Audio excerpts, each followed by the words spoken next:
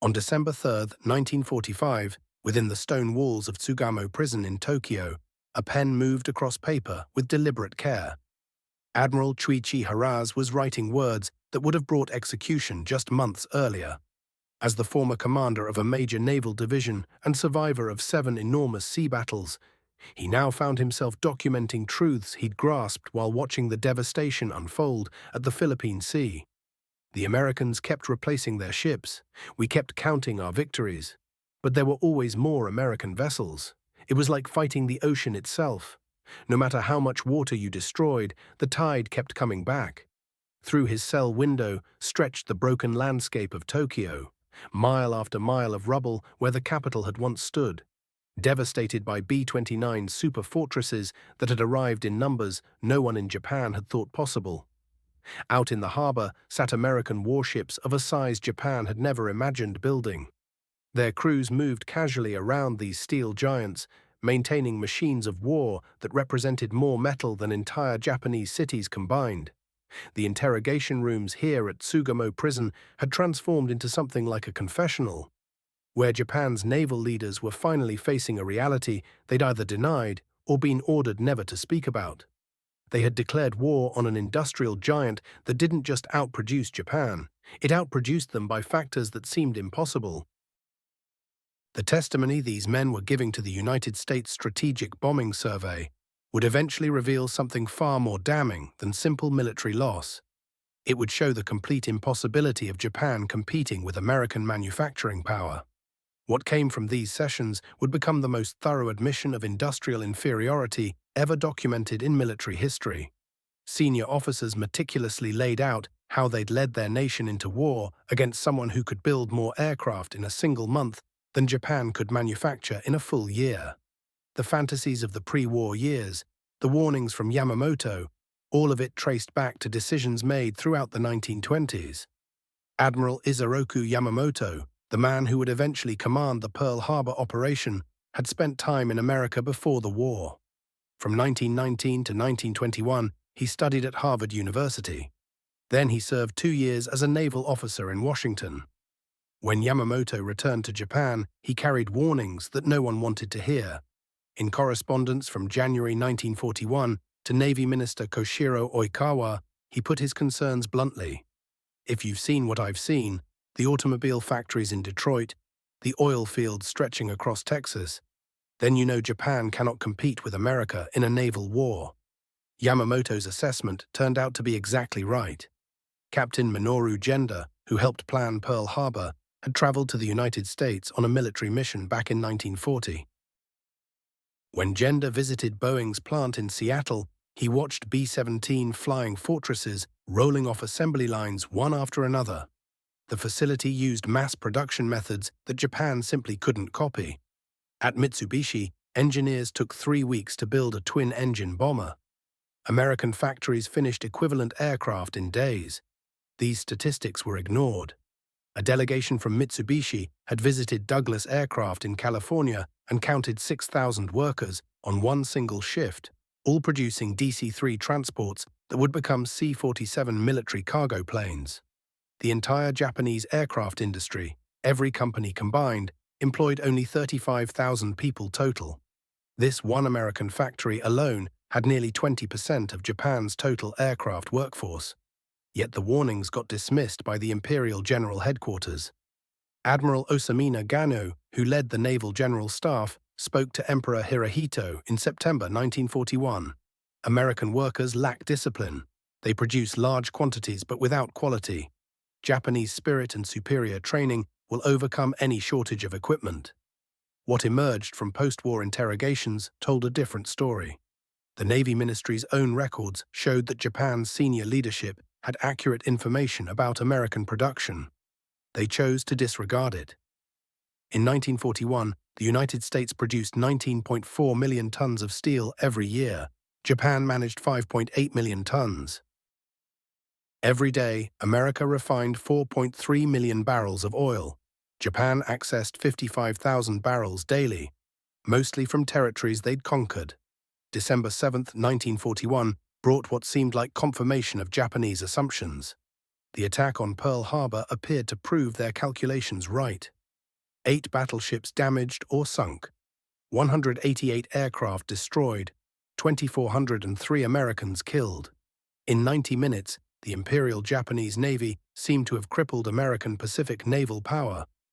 But the commander of the striking force, Admiral Chuichi Nagumo, recognized something darker in the victory. During his interrogation after the war, he revealed his immediate doubts. "We found battleships, but they were old. We found no carriers. Worse than that, the oil storage tanks remained standing, the submarine base hadn't been touched, the repair facilities were completely intact." Commander Minoru Genda, who flew over Pearl Harbor as an observer, noticed something that stuck with him. According to what he later told American interrogators, the harbor contained more auxiliary vessels than the entire Japanese Navy owned. Tenders, oilers, cargo ships, vessels that weren't combat ships but still outnumbered Japan's battle fleet. The attack force had believed they were striking America's main Pacific naval facility. What they eventually discovered was that Pearl Harbor represented just one of dozens of American bases. San Diego, Bremerton, Mare Island, Hunters Point, each one individually matched or exceeded Japan's premier naval facility at Yokosuka. 3 days that equaled 3 months arrived in May 1942.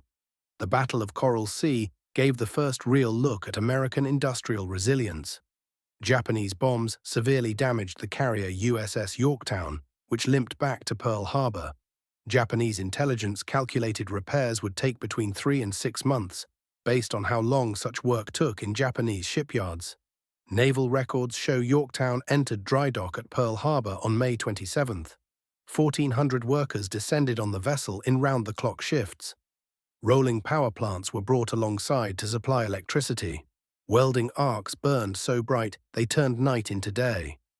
Steel plates, already cut to exact specifications, sat waiting for installation. Within 72 hours, Yorktown was ready for combat and sailing toward Midway by May 30th. The Japanese carrier Shokaku, damaged in the same battle, required 11 weeks of repairs back at Yokosuka. After the war, analysis revealed why. American shipyards used pneumatic tools and electric welders with unlimited supplies of steel. Japanese yards depended on manual labor and whatever materials they could improvise. 4 carriers vanished at Midway, and with them vanished any possibility of replacement.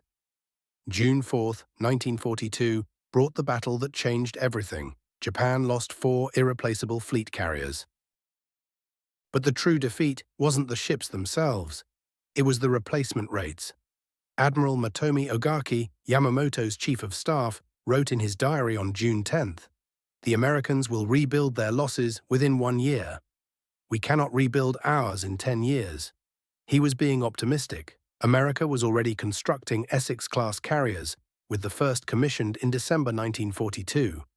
By war's end, America would finish 17 Essex-class carriers alone, plus 9 Independence-class light carriers.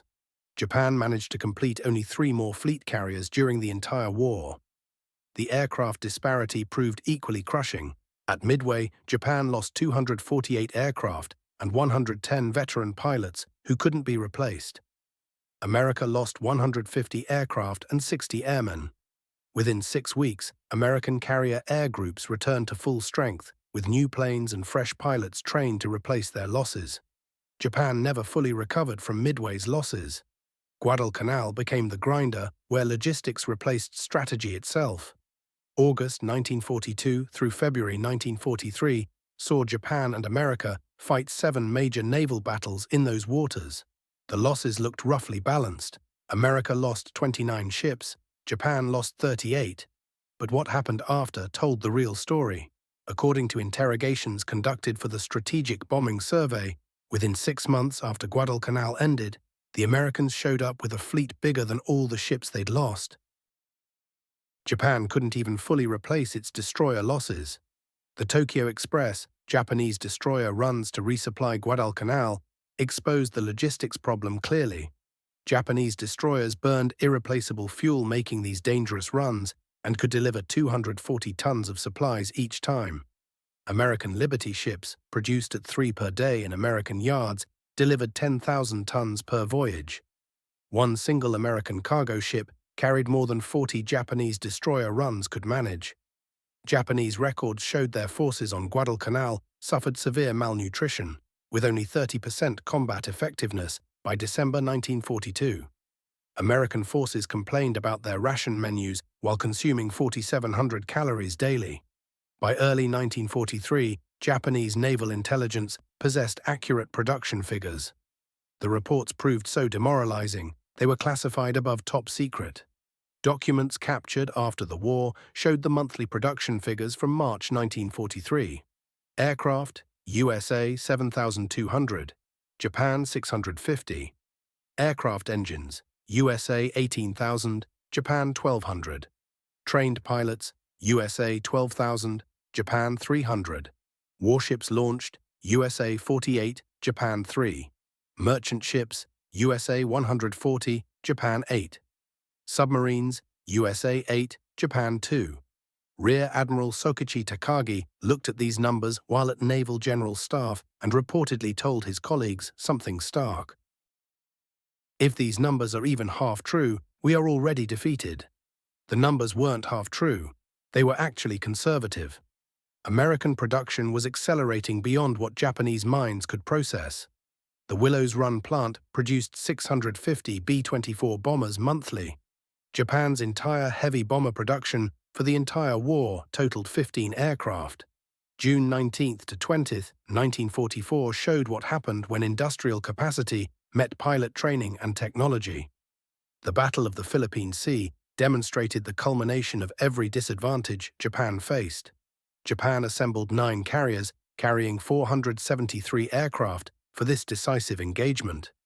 America brought 15 carriers with 956 aircraft. Vice Admiral Jisaburo Ozawa commanded the Japanese fleet and later revealed his concerns during interrogation. Our pilots averaged less than 200 flying hours of training. American pilots trained for 600 hours minimum. We had no fuel for pilot training. They trained continuously. The technology gap hurt just as badly.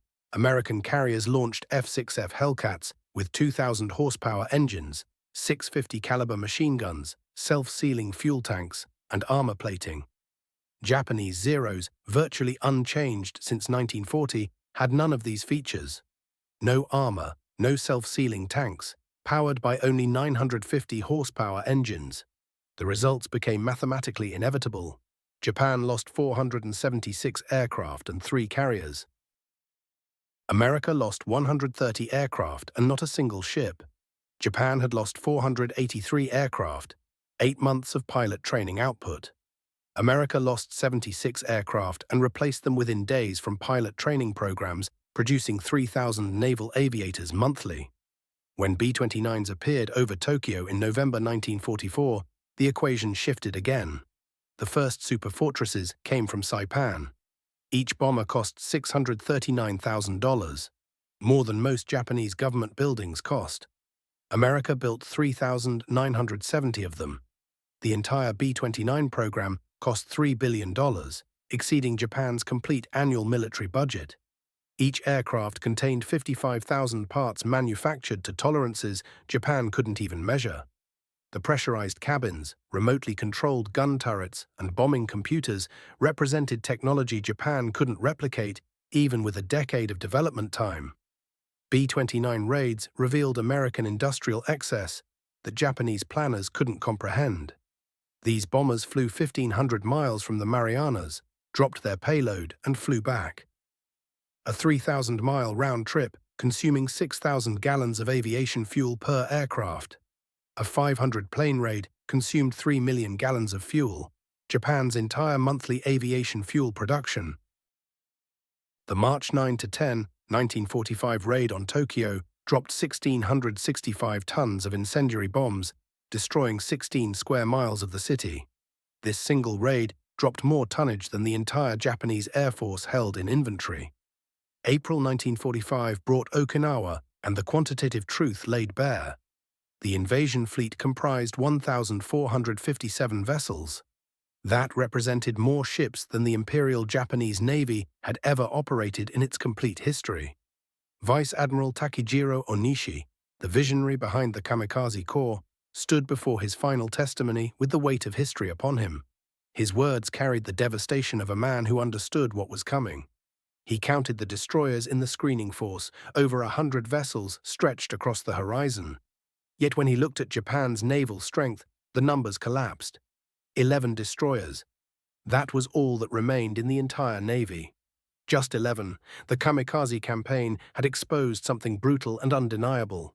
Courage, no matter how fierce, could not overcome industrial output. The pilots who flew those suicide missions showed unmatched bravery, yet the mathematics of war told a different story. Japan had launched 1,900 kamikaze attacks against Okinawa. 36 American ships went down. 368 more suffered damage. These were victories by any traditional measure, yet they proved to be footnotes in a larger narrative about production and capacity. Within 2 months, every sunken vessel had been replaced. Most of the damaged ships returned to service. The Americans displayed a supply operation that confounded Japanese understanding. 50,000 tons of supplies arrived daily: food, ammunition, fuel, medicine, everything an army needed to keep fighting. Japan's entire merchant marine could not transport 50,000 tons weekly to all forces combined, let alone daily to a single theater. The submarine numbers revealed the truth with mathematical precision. Japanese submarines sank 60% of the tonnage that went down, yet they represented only 2% of personnel losses. This was a Pyrrhic achievement. Throughout 1944 and 1945, American submarines systematically hunted down Japanese merchant shipping, strangling the empire's lifeline. America had commissioned 228 submarines during the war. Japan had built 126, but production methods created a chasm between the two nations. America churned out submarines on assembly lines, each one identical to the last. Japan hand-built each vessel, laborers riveting plates with meticulous care, creating submarines that took months to complete. By January 1945, American submarines had claimed 60% of Japan's merchant fleet, 4.8 million tons resting on the ocean floor. Japan's shipbuilding industry, working with desperate urgency, could produce 500,000 tons annually. America's Liberty ship program alone produced 500,000 tons every single month. The technological gap in submarine design was beyond bridging. American boats featured air conditioning that kept crews comfortable in any climate. Cold storage preserved food. Ice cream machines provided morale boosters. Washing machines allowed crews to maintain hygiene. Japanese submarines operated in heat exceeding 120 degrees. Crews survived on rice and pickled vegetables, their bodies deteriorating from scurvy and beriberi brought on by malnutrition. Men collapsed at their posts from exhaustion and disease. When August 1945 arrived and Emperor Hirohito's voice crackled across the radio announcing surrender, the war ended, but the reckoning began. In occupation interrogation rooms, Japanese officers finally spoke freely, their wartime censorship stripped away. They revealed the true numbers to the United States Strategic Bombing Survey with the honesty of men who had nothing left to lose. Admiral Soemu Toyota, who had commanded Japan's combined fleet in those final desperate months, testified in November 1945. He laid bare what every officer had known but never dared state publicly. The United States possessed adequate raw materials. Resources flowed in abundance. Production capacity seemed limitless. Japan's steel supply reached 6 million tons annually. America produced 80 to 100 million tons. The aircraft numbers told the story of entire nations at war. America built 324,750 military aircraft. Japan managed 76,320. Tanks revealed similar disparity: 88,410 American tanks against Japan's 2,515. Military trucks stretched the gap even wider: 2,382,311 American trucks compared to Japan's 165,945. Aircraft carriers showed naval dominance. America built 141, while Japan completed 17. Battleships appeared almost trivial by comparison: 10 American versus 2 Japanese. Cruisers numbered 48 American against 6 Japanese. Destroyers stood at 349 American to 63 Japanese. Submarines showed 128 American boats to Japan's 126.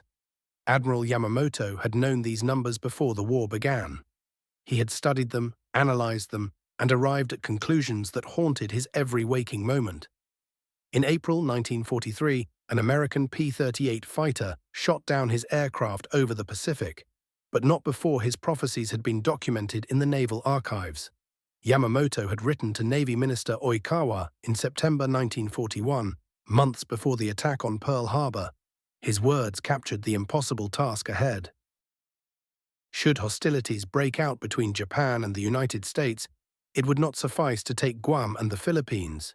Even Hawaii and San Francisco would not be enough. We would have to march into Washington itself and dictate the terms of peace in the White House. He then posed the question that echoed through history. I wonder if our politicians have confidence as to the final outcome and are prepared to make the necessary sacrifices. His most penetrating assessment came in a letter to fellow Admiral Inoue Shiga Yoshi. In the first 6 months to a year of war against the United States and Britain, I will run wild and win victory after victory. But after that, I have utterly no confidence. An admiral acknowledging before a shot was fired that Japanese victory was mathematically impossible. Japanese technical officers provided the most chilling testimony about the industrial gap.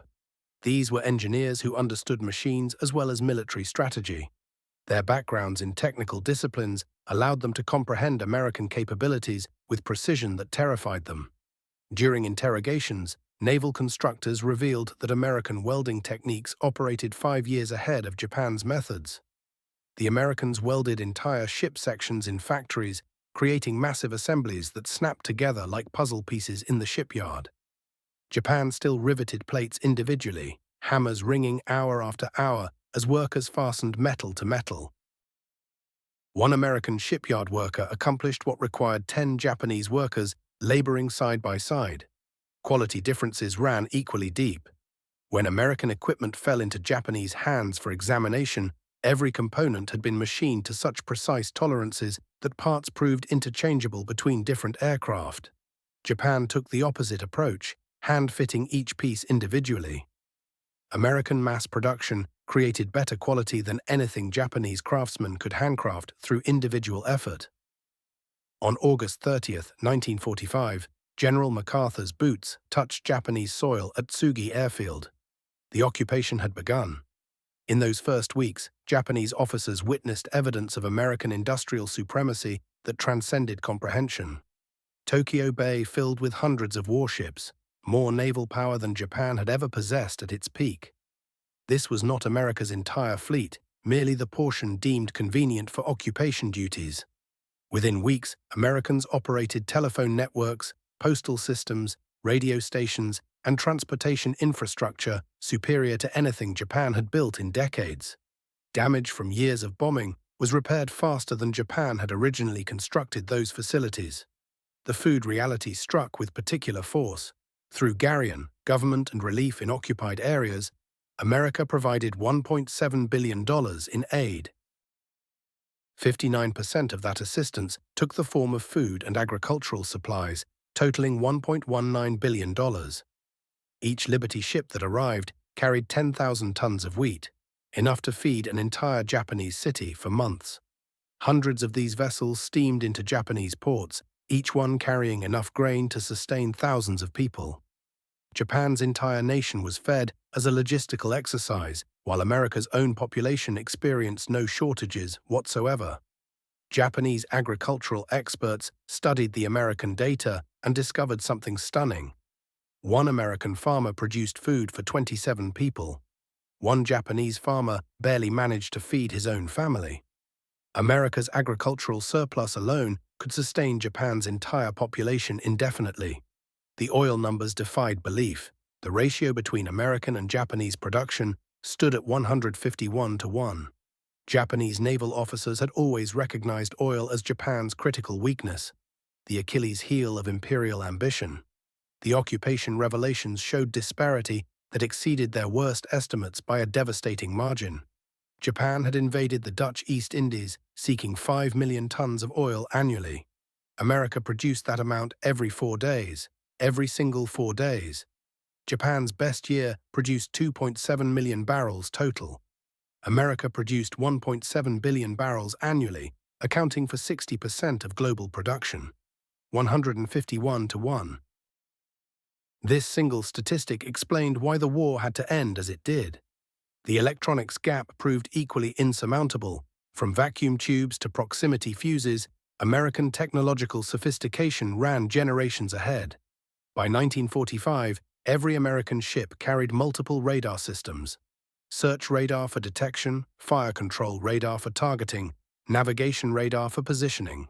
Japan's best ships possessed one malfunctioning search set. The proximity fuse represented the peak of American innovation. Each anti-aircraft shell contained a miniature radar that detonated near approaching aircraft, multiplying lethality 5 to 10-fold. Japan could not manufacture basic vacuum tubes reliably. America mass-produced 22 million proximity fuses, each one a miniature radar system functioning as ammunition. MIT's radiation laboratory had employed 4,000 people and spent $1.5 billion developing over 100 radar systems. Japan maintained only 300 staff in naval electrical research by August 1943. The human capital gap told its own story. America trained 250,000 pilots during the war. Japan trained 45,000. But the quality of training diverged dramatically as the war progressed. In 1941, elite Japanese pilots logged 600 to 700 hours in training. By 1943, that had collapsed to 275 hours for Navy pilots and 130 hours for Army pilots. In 1944, Navy pilots received only 40 hours. By 1945, Army pilots managed 60 to 70 hours. Meanwhile, American training hours increased throughout the conflict, reaching 525 hours average by 1944. Americans burned more fuel in training flights alone than Japan allocated for combat operations. Kaiser's shipyards dominated American production statistics. The 7 Kaiser yards built 1,490 vessels, representing 27% of all maritime commission ships. Japanese naval architects who toured these facilities after the war stood speechless before what they witnessed. Kaiser's Richmond shipyards had employed 100,000 workers at peak production, more than Japan's entire shipbuilding workforce combined. The Richmond yards averaged 1 Liberty ship every 42 days. The record holder, the SS Robert E. Peary, was built in 4 days, 15 hours, and 29 minutes. 4 days. During comprehensive interrogations, senior officers finally confronted the numbers they had lived with, but never fully acknowledged. Admiral Mitsumasa Yonai, who had served as Navy minister during the war, offered testimony that captured the Japanese dilemma. We knew the numbers, but believed Yamato spirit could overcome material disadvantage. 1 Japanese soldier might equal 3 Americans in spirit, but 1 American factory equaled 50 Japanese factories in production. General Yoshijiro Umezu, Army Chief of Staff who signed the surrender document, spoke before his death in Sugamo prison with the clarity of a man confronting his own failure. We fought the last war with the last war's thinking. We brought swords to a factory fight. Post-war economic analysis revealed the absolute impossibility of Japan's position. America's total war expenditure reached $341 billion. Japan's entire GDP for 1941 was approximately $7 billion. America spent $2 billion on the Manhattan Project alone, nearly 3 times Japan's entire government budget for 1943. The financial disparity extended beyond mere numbers. America financed war through voluntary bond sales purchased by its citizens. Japan printed money to finance the war effort, creating 300% inflation that eroded the currency into worthlessness. The cumulative statistics rendered the verdict with merciless clarity. Military aircraft production showed America at 324,750 to Japan's 76,320, a ratio of 4.3 to 1. Aircraft carriers demonstrated 141 American to 17 Japanese, a ratio of 8.3 to 1. Submarines revealed 228 American to 126 Japanese, just 1.8 to 1. Destroyers stood at 349 American to 63 Japanese, 5.5 to 1. Merchant ship tonnage reached 8.2 to 1 in America's favor. Oil production stood at the devastating 151 to 1. Steel production showed 14 to 1. Aluminum production revealed 7.5 to 1.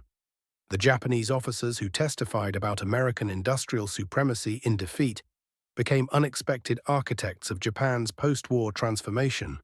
Their witness to American production methods provided blueprints for peaceful prosperity. When W. Edwards Deming arrived in 1950 to teach quality control to Japanese industry, executives attended his seminars with the hunger of students who had learned their greatest lessons in failure. His industrial knowledge fueled a transformation that would reshape the world economy. Companies founded by former military personnel applied American mass production techniques to consumer goods. By 1960, Japan was producing automobiles that competed with American cars. By 1970, Japanese electronics dominated world markets.